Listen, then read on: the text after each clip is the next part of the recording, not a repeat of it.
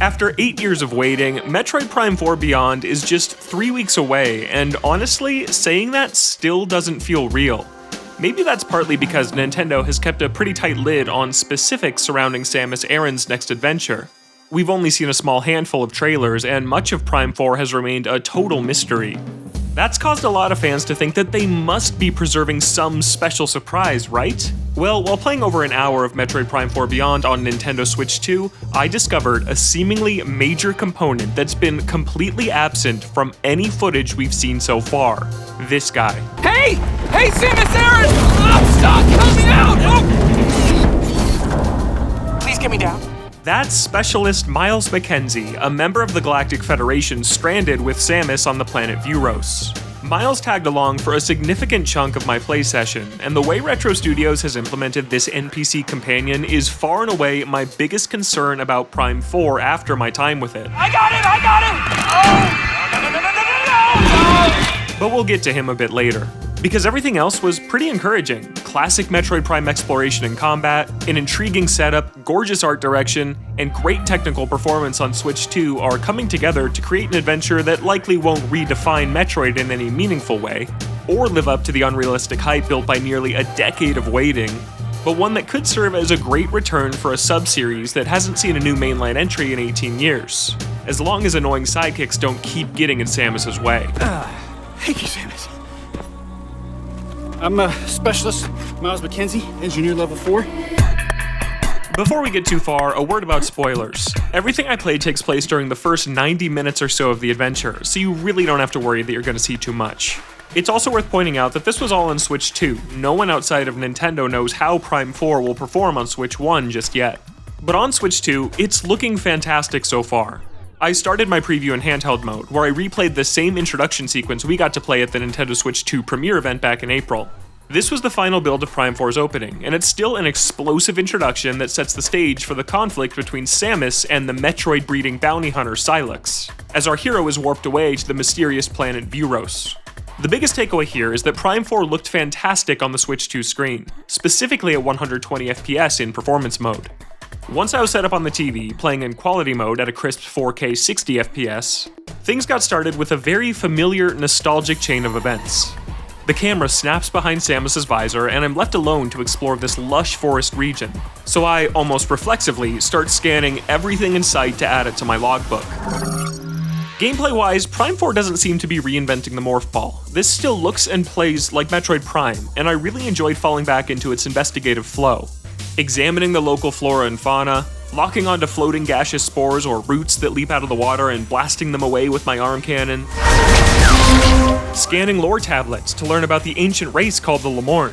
Seeing Samus's reflection in the visor as I open the blue and orange wireframe map all Prime fans will recognize.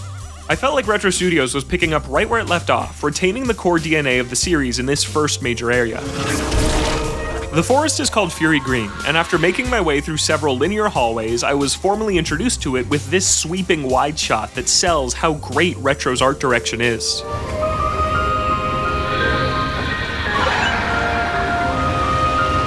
You can tell Prime 4 was built as a Switch 1 game in a couple ways. Some background elements look a bit flat, but handing the added power of the Switch 2 to a studio with an artistic track record like Retro has resulted in what's shaping up to be a really beautiful game. At least in this self-contained area. My preview didn't cover the open desert or Samus's motorcycle we've seen in the last couple of trailers. It's important to note that Nintendo specifically chose not to include that content at this preview event. Make of that what you will, but it leaves those two key components as our biggest unanswered questions that will have to wait for our final review. But back to what I did actually see. In classic Metroid fashion, I soon ran into the first door I couldn't pass, so I morphed over to a new area and unlocked one of Prime 4's main new powers. The Psychic Glove. This gives Samus telekinetic control of psychic objects. I returned to the blocked door and used the glove to grab a psychic energy mote from a nearby statue and redirect it into the lock, allowing me to proceed.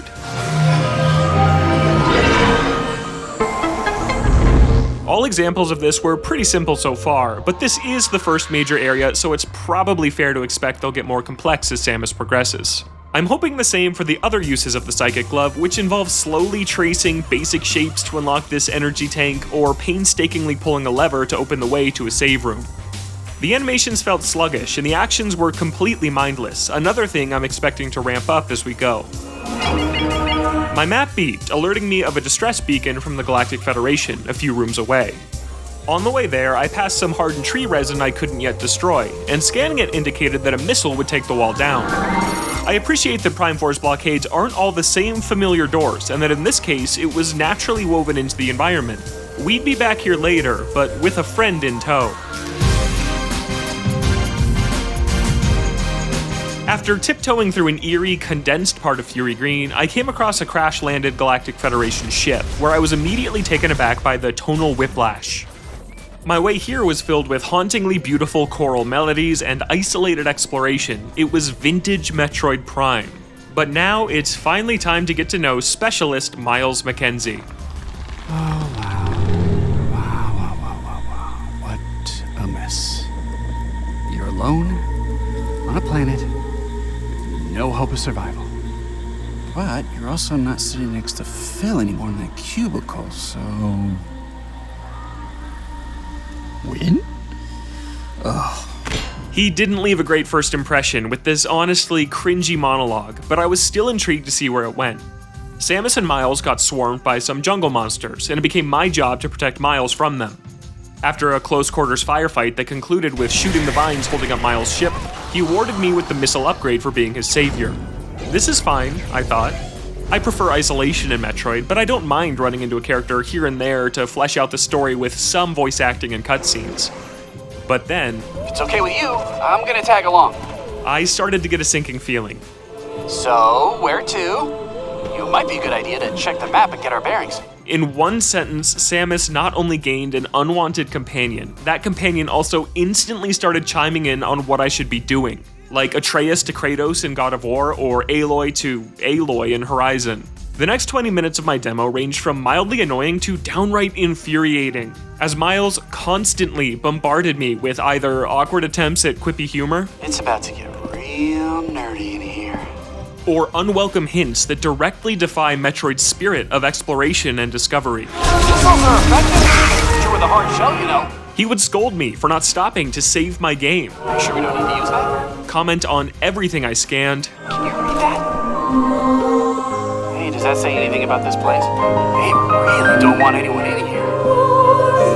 Must be a sacred space. state the obvious, I can see the door, Samus. and would scream whenever an enemy popped out of the ground suddenly. I promise I'm not cherry-picking here. I was in complete disbelief at how Miles was constantly talking during gameplay, to the point where I dug around the settings menu to see if I could tone it down. The only option I found was to mute voice acting entirely, but I don't see myself doing that when there are plenty of actual cutscenes I'd still like to see play out normally. I don't have a problem with Metroid focusing more on story or introducing important new characters. But that story and those characters need to be good, and Miles was so annoying and overbearing that I honestly found it hard to focus on what I was doing. Well, I'll be. It did work. Metroid Prime 3 Corruption features other bounty hunters that Samus occasionally crosses paths with, but it's never been this much of a focus. And throw in as many cutscenes as you want, but I can't help but feel a sacred line has been crossed when I'm playing a Metroid game and an annoying engineer tells me how to open my map, how to defeat an enemy, or reminds me to save without me asking for any of it. There are far smarter, more nuanced ways to onboard new players and push a franchise forward while still respecting the reasons people love it in the first place. And the way Retro weaved Miles in caused a lot of dissonance that shattered the immaculate vibes the introduction set up. Everything in this jungle trying to kill us. How am I supposed to soak in these gorgeous vistas and this epic, serious music when this guy is asking me if that weird smell is sweet or stinky? There's a strange smell around here. I'd had enough, and I tried to ditch Miles during a fight on a very cool bridge. I heard him yelling to not leave him behind, but before I knew it, he went down, and my visor prompted me to use Samus' psychic powers to revive him. When I failed to do so, Miles died, and I got a game over for letting a Federation trooper fall in battle. Of all the things Metroid Prime 4 could have been, I never would have guessed it would include outdated escort missions with companions that never stop talking. The last stretch. I'm going for it. Cover me. Samus doesn't respond at all, which, if you're going to pick between Samus talking a lot or not at all, silence is the right choice in a vacuum, even if I think a few words here and there would work better than this awkward silence. Hey, but it's progress! But there are 3 words I really wanted to hear her say. Please shut up. Thankfully, this didn't last forever. After earning the new control beam ability that lets Samus direct her charge shots to hit multiple targets, to which Miles said, You found something for your suit, didn't you? we arrived in a Lemorne temple, where Miles decided to stay behind to work on fixing up some tech. Finally, some peace and quiet. I used the charge shot to open a blocked door from the other side, which reminded me of using Zelda Skyward Sword's Beetle ability, both in its close-up camera angle and use of optional Wii-era motion controls, and pressed forward on my own. After enjoying the silence while working through a few more simplistic rooms, Samus was face to face with Carvex, Fury Green's plant-based boss. I blasted its tail, opening its belly up for a serving of missiles.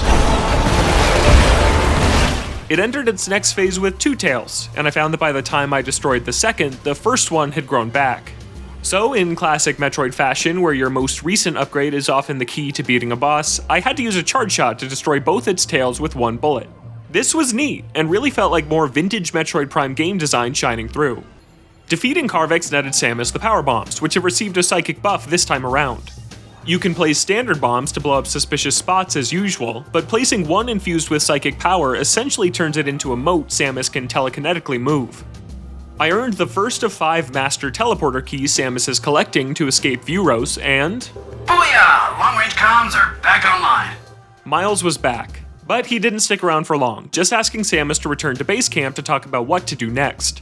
Once I returned, Miles shared that Vuros isn't on any known star chart, saying we could be anywhere or we could be nowhere, setting up an interesting story that, paired with Samus's other main objective of preserving the history of the Lemorne civilization before it's lost to time, I can't wait to see play out.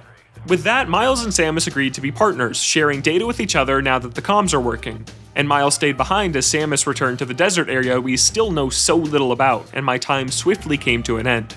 So, how big of a role will chatty companions play in the full adventure? It's hard to say.